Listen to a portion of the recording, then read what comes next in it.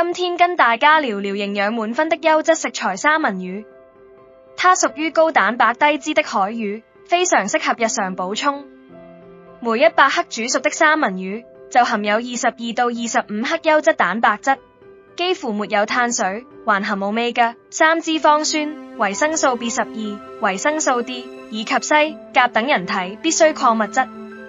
長期適量吃，不僅能夠守護心血管狀態，還可以幫助維持大腦運作，提升記憶力，同時調理甲狀腺與身體代謝，對骨骼、肌肉還有肌膚狀態也很有幫助。